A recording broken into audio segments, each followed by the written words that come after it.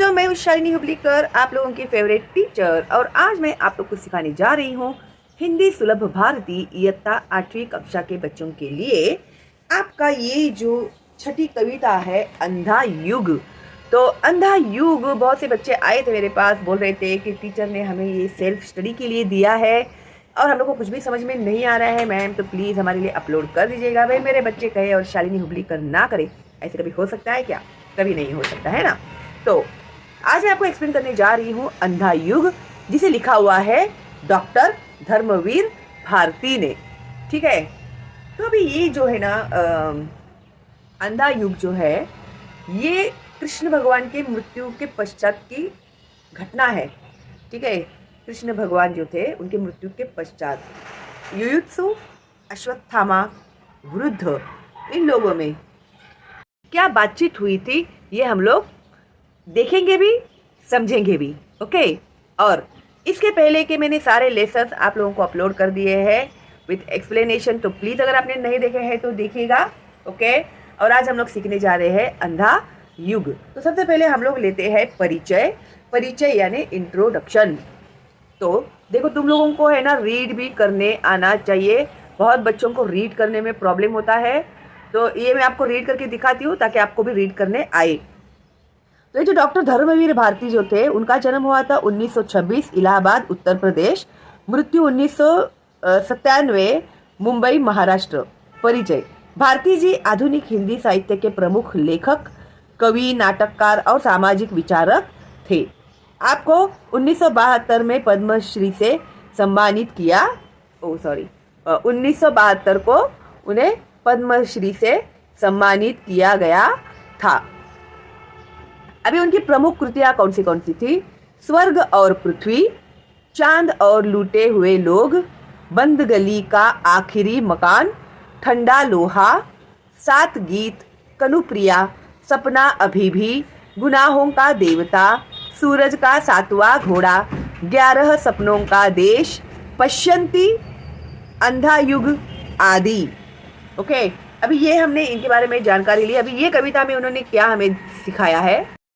पद्य संबंधी प्रस्तुत अंश डॉक्टर धर्मवीर भारती के अंधा युग गीति नाट्य से लिया गया है। गीति नाट्य यानी संगीत नाट्य। ओके, और नाटक का नाम था अंधा युग। जब तुम लोग को स्वमत पूछा जाता है ना, तो तुम लोग को ऐसे लिखना पड़ेगा शुरुआत। अगर इस पद्य के बारे में अगर आपको लिखने के लिए कहेंगे तो आपको शुरुआत ऐसी करनी पड़ेगी। ठीक है, इसमें युद्ध के परिप्रेक्ष्य में आधुनिक जीवन की विभीषिका का चित्रण किया गया है। ये जो महाभारत का जो युद्ध हुआ था, तो उसका कंपैरिजन आधुनिक जीवन के ये जो अभी हमारी जो लाइफस्टाइल है उसके साथ किया गया है। अंधा युग में युद्ध तथा उसके बाद की समस्याओं और मानवीय महत्वाकांक्षा को प्रस्तुत किया गया है। यह दृश्य काव्य है। इसका कथानक महाभारत युद्ध के समाप्ति काल से शुरू होता है। एक्चुअली कलयुग की शुरुआत कहाँ से शुरू हो गई? महाभारत की जो युद्ध थी उसके अंत के बाद, कृष्ण भगवान की मृत्यु हो जाने के बाद, फिर जो लोग थे ना, अभी देखो कृष्ण भगवान जो थे वो सूत्रधार थे, उन्हें सब पता होता था और हर एक को वो गाइड करने का काम करते थे। ठीक है, वो आगे आएगा धीरे धीरे। तो अभी ये जो है काव्य, महाभारत का जो युद्ध खत्म हो जाने के बाद ये लोग बातचीत कर रहे हैं आपस में। यह प्रसंग उस समय का है जब श्री कृष्ण की जीवन यात्रा समाप्त हो गई है। कृष्ण भगवान की मृत्यु हो गई है और उसके बाद ये जो प्रसंग है उसी समय का है। डॉक्टर भारती जी वृद्ध के मुख से कहते हैं कि कृष्ण ने अपना संपूर्ण उत्तरदायित्व पृथ्वी के हर प्राणी को सौंप दिया है।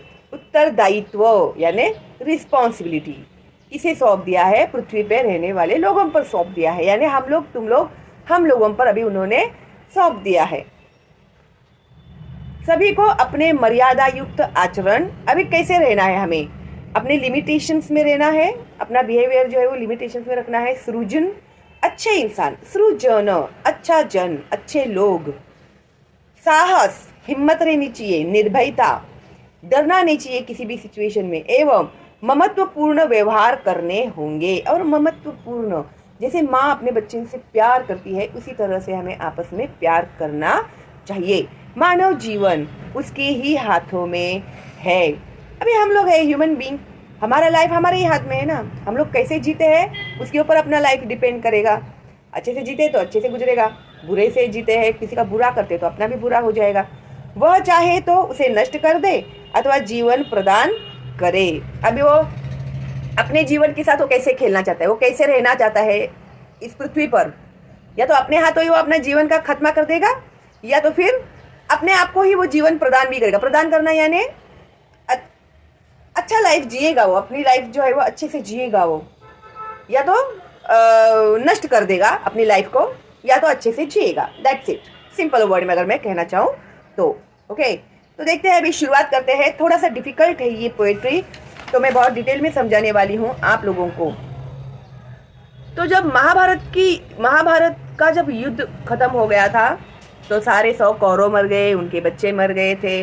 ओके, और पांडव जीवित थे, पांडव लोगों के बच्चे मर गए थे। और ये पूरा गाइडेंस उन लोगों को कौन करता था, उन लोगों को प्रोटेक्ट सब कौन करता था? तो कृष्ण भगवान करते थे। कृष्ण भगवान जो लड़ रहे थे वो पांडवों की लड़ाई नहीं लड़ रहे थे, वो धर्म की लड़ाई लड़ रहे थे।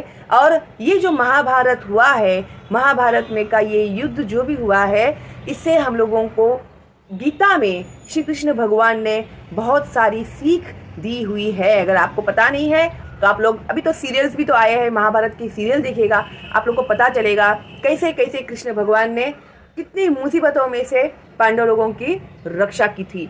उनकी किसी से पर्सनल दुश्मनी नहीं थी, दुर्योधन से उनकी कोई पर्सनल दुश्मनी नहीं थी। उनकी दुश्मनी थी धर्म अधर्म से रहने वाले लोगों की, उनकी दुश्मनी थी, और वो धर्म का साथ देते थे। ठीक है, अभी दुर्योधन जो था वो अधर्म से रह रहा था, इसके लिए उनका साथ उन्होंने नहीं दिया।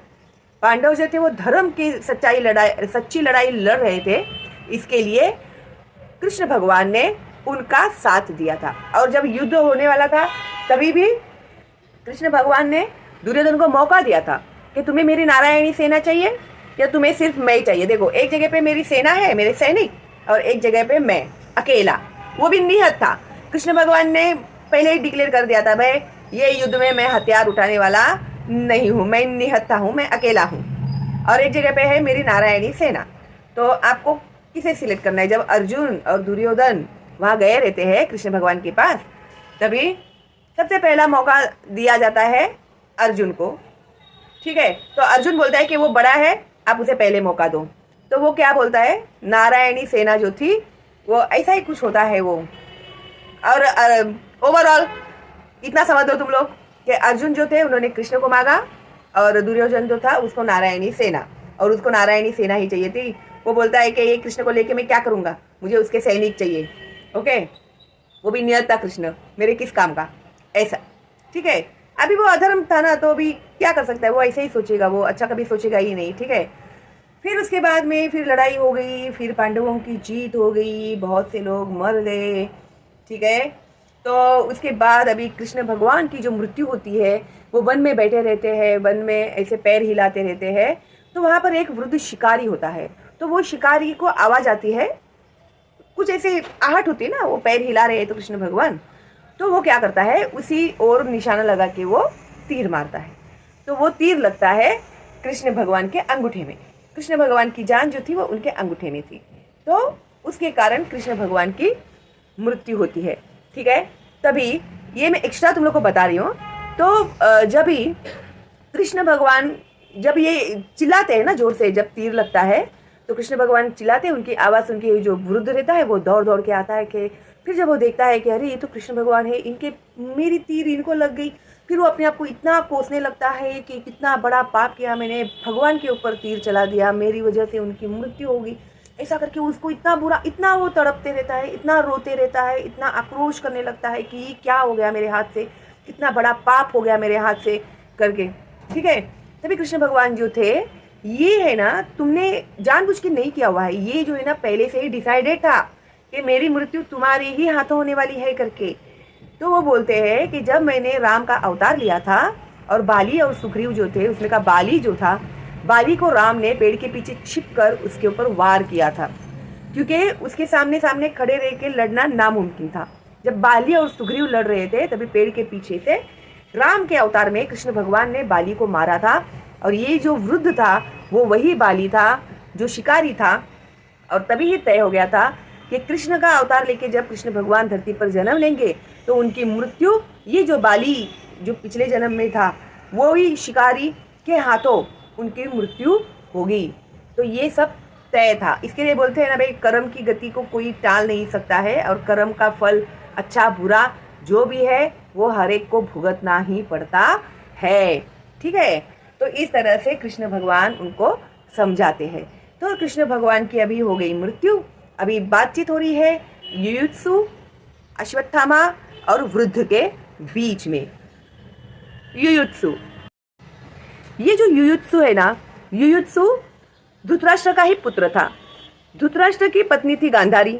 ओके, और उसके साथ ना शादी के बाद उसकी मेड भी गई थी उसके साथ में। तो धृतराष्ट्र और उसके मेड का बेटा जो था वो था युयुत्सु। ठीक है, और कुरुक्षेत्र की लड़ाई में कौरव में सिर्फ यही एक बचा हुआ था। ठीक है, तो अभी वो भी क्या बोल रहा है देखो, होती होगी वधिकों की मुक्ति प्रभु के मरण से। अभी होती होगी वधिकों की मुक्ति। वधिक यानी कौन? मर्डरर, जो मार डाला उन लोगों ने, इतने लोगों को मारा, उनकी मुक्ति हो गई प्रभु के मरण से। प्रभु की मौत हो गई और वो जो मर्डरर्स थे जिन्होंने इतनी हत्याएं की है उनकी मुक्ति हो गई। किंतु रक्षा कैसे होगी अंधे युग में मानव भविष्य की प्रभु के इस कायर मरण के बाद। लेकिन वो क्या बोल रहे हैं कि अभी अंधा युग जो है इसकी रक्षा कौन करेगा? ये जो कृष्ण भगवान जो थे अभी तक सबको गाइड कर रहे थे, प्रॉपरली सब चल रहा था, और उनकी तो ऐसे कायरों की तरह उनकी मृत्यु हो गई, उनकी मौत हो गई इन प्रभु की। तो अभी मानव भविष्य के इस अंधे युग की रक्षा कौन करेगा? अभी कौन गाइड करेगा लोगों को? ऐसे वो बोल रहे हैं। तो इसका मैं सरल अर्थ भी आपको बता देती हूँ। युयुत्सु ने कहा, युयुत्सु कह रहे हैं कि प्रभु मरण से वध करने वालों को मुक्ति मिलती होगी, किंतु इस अंधे युग में मानव के भविष्य की रक्षा कैसे होगी? भगवान श्री कृष्ण की जीवन यात्रा इस तरह कायरता से समाप्त होने के बाद धर्म की रक्षा कैसे संभव होगी?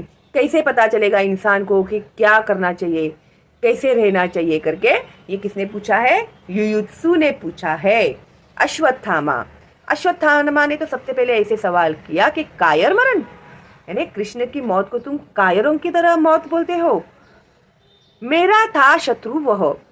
अभी देखो, महाभारत के युद्ध में अश्वत्थामा कौरवों के साइड में थे, द्रोणाचार्य का पुत्र अश्वत्थामा। कौरव पांडव के जो गुरु थे द्रोणाचार्य, उनके द्रोणाचार्य का बेटा था अश्वत्थामा। तो अश्वत्थामा और कृष्ण दोनों शत्रु थे। ठीक है, तो मेरा था शत्रु वह। कौन? कृष्ण। किसका शत्रु था? अश्वत्थामा का शत्रु था। लेकिन कहूंगा मैं, दिव्य शांति छाई थी उसके स्वर्ण मस्तक पर। मृत्यु के बाद भी कृष्ण भगवान के मस्तक पर एक शांति छाई हुई थी। ऐसे शिकन नहीं थे, अरे मैं मर गया अभी आगे क्या होगा, ऐसे बिल्कुल भी नहीं था। तो इसका सरल अर्थ, अश्वत्थामा ने युयुत्सु से कहा कि यह कायर मरण कैसे? भगवान श्री कृष्ण मेरा शत्रु था, फिर भी कहूंगा कि उसके स्वर्ण मस्तक पर दिव्य शांति छाई थी, अर्थात उनकी मृत्यु कायर मरण नहीं बल्कि वीर गति थी। उनकी मृत्यु थी वीरों के जैसे आई है उनको। अभी वृद्ध जिसके तीर से उनकी मृत्यु हुई थी, बोले अवसान के क्षणों में प्रभु, यानी मृत्यु के पहले प्रभु जो भी बोले वो उसका साक्षी था। तो बोले अवसान के क्षणों में प्रभु, अवसान means end of his life. उस समय में उन्होंने कहा, मरण नहीं है ओ व्याध, मात्र रूपांतरण है यह। तो वो क्या कह रहे हैं कि मृत्यु जो है यह मृत्यु नहीं है, दिस इज नॉट एंड। ये जीवन का एंड नहीं है, ये अंत नहीं है। मरण नहीं है ओ व्याध, this is not the end of our life, मात्र रूपांतरण है यह। रूपांतरण यानी एक लाइफ में से दूसरे लाइफ में जाना। ठीक है, सबका दायित्व लिया मैंने अपने ऊपर, अपना दायित्व सौंप जाता हूँ मैं सबको। अभी जब तक मैं जिंदा था तो मैंने सबकी रिस्पॉन्सिबिलिटी ली हुई थी, है ना। सब बहुत ही रिलैक्स जोन में थे, कोई टेंशन नहीं था। रहे है कृष्ण भगवान, तो सबका दायित्व लिया मैंने अपने ऊपर, तो सबकी रिस्पॉन्सिबिलिटी मैंने ली हुई थी अपने ऊपर। ओके, अपना दायित्व सौंप जाता हूँ मैं सबको। जब तक मैं था मैंने रिस्पॉन्सिबिलिटी ली थी, लेकिन अभी मैं आप लोगों के ऊपर सारी रिस्पॉन्सिबिलिटीज सौंप कर जा रहा हूं। अब तक मानव भविष्य को मैं जिलाता था। अभी ह्यूमन बीइंग्स को कौन राह दिखाता था, किसने जिंदा रखा था? तो कृष्ण भगवान ने जिंदा रखा था। तो अब तक मानव भविष्य को मैं जिलाता था, लेकिन इस अंधे युग में मेरा एक अंश निष्क्रिय रहेगा। तो ये जो भी अंधा युग है, कलयुग, अंधा युग का मतलब ही है कलयुग। तो ये जो अंधा युग है, इसमें मेरा एक अंश निष्क्रिय होगा, यानी वो किसी भी काम का नहीं रहेगा। निष्क्रिय यानी वो किसी काम का नहीं रहेगा, आत्मघाती रहेगा। आत्मघाती मीन्स आत्महत्या करने वाला, आत्मघाती यानी सुसाइड करने वाला रहेगा। और विगलित रहेगा, विगलित यानी स्टेबल, शिथिल, ओके, और विगलित रहेगा। संजय युयुत्सु अश्वत्थामा की भांति। तो इसके लिए उदाहरण दिए हैं उन्होंने। संजय युयुत्सु, संजय धृतराष्ट्र के भाई, ठीक है, वो भी दासी पुत्र थे। युयुत्सु ये भी सेविका का बेटा था। अश्वत्थामा की भांति, तो इनके जैसा ही मेरा एक अंश जो है वो निष्क्रिय रहेगा, किसी काम का नहीं रहेगा, सुसाइडल रहेगा और स्टेबल रहेगा, क्योंकि इनका दायित्व लिया है मैंने। क्योंकि इनकी रिस्पॉन्सिबिलिटी जो है वो किसने ली हुई है? मैंने ली हुई है। बोले वे, लेकिन शेष मेरा दायित्व लेंगे बाकी सभी। अभी ये जो मेरा दायित्व जो है बचा हुआ, अभी कौन लेंगे? बाकी यहाँ भी जो भी सब लोग हैं, अभी ये लोग, मैंने अब तक जो भी रिस्पॉन्सिबिलिटी ली थी, अभी मेरी रिस्पॉन्सिबिलिटी मैं सब लोगों के ऊपर सौंप रहा हूं। मेरा दायित्व वह स्थित रहेगा हर मानव मन के उस वृत्त में। अभी देखो, मेरी दायित्व, मेरी रिस्पॉन्सिबिलिटी हर एक इंसान के मन में बसी रहेगी, वृत्त में, मन के वृत्त में, मन के एक कोने में मेरा जो दायित्व है वो हर इंसान के मन के कोने में बसा रहेगा, जिसके सहारे वह सभी परिस्थितियों का अतिक्रमण करते हुए नूतन निर्माण करेगा पिछले ध्वसों पर। अभी ये जो मेरा वृत्त उसके अंदर है, उसके साथ, उसी के सहारे वो क्या करेगा? सभी परिस्थितियों का अतिक्रमण करते हुए, यानी सामना करते हुए, कोई भी मुसीबत आवे वो उसका सामना करते हुए नूतन निर्माण करेगा, नया कुछ निर्माण करेगा, नव निर्माण करेगा। ओके, पिछले ध्वंसों पर। अभी पिछले ध्वंसों पर यानी क्या हो गया? पिछले इसमें जितना भी विनाश हुआ है ना, अभी ये जो परिस्थितियां हैं इनसे सामना करते हुए विनाश की छाती पर वह नव निर्माण करेगा। मर्यादा युक्त आचरण में, नित नूतन सृजन में। अभी उसका आचरण कैसा होगा, उसका व्यवहार कैसा होगा? तो मर्यादा युक्त होगा। मर्यादा युक्त यानी लिमिट में, लिमिटेशंस में वो रहेगा, उसका आचरण, उसका व्यवहार। नित नूतन सृजन में, निर्भयता के, साहस के, हाँ जो मैंने अभी बताया था आप लोगों को, कैसा उसका जीवन होगा? नूतन सृजन में, नित नूतन सृजन में। नूतन का मतलब होता है नया, नव। तो नूतन सृजन में यानी कुछ ऐसा नया निर्माण करेगा वो, जिसका आचरण मर्यादा युक्त होगा, नव निर्माण में होगा। निर्भयता के, निर्भयता यानी निडर, बिना किसी से डरे। साहस के, हिम्मत के साथ। ममता के, ममता जो माँ की ममता होती है बच्चे के साथ, उसी तरह आपस में वो ममता से रहेगा। ममता के रस के क्षण में, तो ममता, ये रस के क्षणों में वो अपना जीवन जिएगा। जीवन और सक्रिय हो उठूंगा मैं बार, जीवित और सक्रिय हो उठूंगा मैं बार बार। तो इसका मतलब क्या हो गया? तो मानवीय मूल्यों की रक्षा हेतु मनुष्य को स्वयं ही प्रयास करना होगा। यह विश्वास ही मानव की रक्षा करेगा। ओके, और इस तरह से मैं इन लोगों में ही अपना जीवन जो है वो बार बार जीऊंगा। ओके, तो ये जो कृष्ण भगवान ने जो भी कहा था, अभी उसका मैं सरल अर्थ आप लोगों को बताती हूँ कि प्रभु आगे बोले कि मेरा बच्चा, हाँ, वृद्ध के अवसान बोले, अवसान के दायित्व लिया मैंने। तो प्रभु क्या बोले थे वृद्ध से मृत्यु के पहले? वृद्ध ने कहा कि मृत्यु के समय श्री कृष्ण के मुख से शब्द निकले थे, ओ शिकारी, यह मृत्यु नहीं है, जीवन का अंत नहीं है, मात्र रूपांतरण है। जीवन भर मैंने सबकी जिम्मेदारी अपने ऊपर ली थी, वही जिम्मेदारी मैं अब सबको सौंप कर जाता हूँ।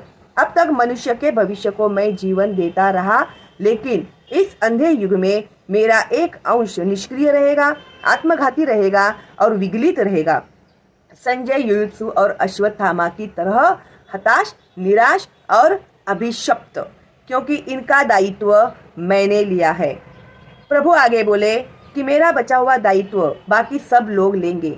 मेरा वह दायित्व हर मनुष्य के मन के वृत्त में स्थित होगा, जिसके सहारे मनुष्य सभी परिस्थितियों का सामना करते हुए विनाश की छाती पर नव निर्माण करेंगे। मैं बार बार सक्रिय हो उठूंगा मर्यादा युक्त आचरण में, नव निर्माण में, निर्भयता, साहस, ममता, रस के क्षणों में। ओके, इन रसों में वो हमेशा जीवित रहेंगे। अर्थात मानवीय मूल्यों की रक्षा हेतु मनुष्य को स्वयं ही प्रयास करना होगा। तो अपने आप को प्रोटेक्ट उन्हें ही करना होगा। यह विश्वास ही मानव की रक्षा करेगा। तो अभी ये लोग क्या होंगे? टोटली इंडिपेंडेंट हो जाएगा ह्यूमन बीइंग, और उनके अंदर मैं इन रूपों में वास करते रहूंगा, जीवित रहूंगा। तो एंड में अश्वत्थामा भी क्या कहते हैं, एंड नहीं है उसके, इस नए अर्थ में क्या हर छोटे से छोटा व्यक्ति विकृत, अर्धबर्बर, आत्मघाती, अनास्थामय अपने जीवन की सार्थकता पा जाएगा?